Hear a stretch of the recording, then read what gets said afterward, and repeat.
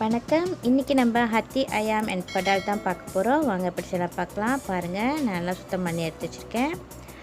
மஞ்சள்தூள் கொஞ்சமாக ஆட் பண்ணிவிட்டு உப்பு கொஞ்சமாக ஆட் பண்ணிக்கலாம். சோள மாவு ஆட் பண்ணிக்கலாம்.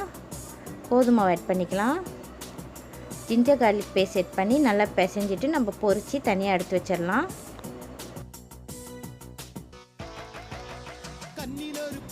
வெங்காயம் கட் பண்ணி வச்சுருக்கேன். ஜிஞ்சர் நான் நீட்டாக கட் பண்ணியிருக்கேன். பட்டை மிளகாய், அப்புறம் வெங்காயத்தை ரவுண்டாக கட் பண்ணியிருக்கேன். சிராய் நல்லா இடித்து வச்சுருக்கேன். நம்ம பொரிச்ச எண்ணெயிலேயே வெங்காயத்தை ஆட் பண்ணிக்கலாம். அப்புறம் சிராய் ஆட் பண்ணிக்கலாம். நல்லா வதங்கினதுக்கப்புறம் ஜிஞ்சர் கார்லிக் பேஸ்ட் போட்டு நல்லா வதக்கலாம். வாசம் வர வரைக்கும் வதக்கிட்டு நம்ம ஸ்லைஸாக கட் பண்ணி வச்சுருக்கிற ஜிஞ்சர் ஆட் பண்ணிக்கலாம். அப்புறம் சாஸ் சில்லி பாடியோட சாஸ், இது நல்லா உரப்பாக இருக்கும். அப்புறம் சோயா சாஸ். அடுத்து நம்ம ஹத்தி ஐயாம் படால் ஆட் பண்ணிடலாம். அப்புறம் பட்டை மிளகாய் ஆட் பண்ணி நல்லா கிளறி விடலாம். உப்பு ஆட் பண்ணிக்கலாம். தேவையான அளவு உப்பு ஆட் பண்ணிக்கோங்க.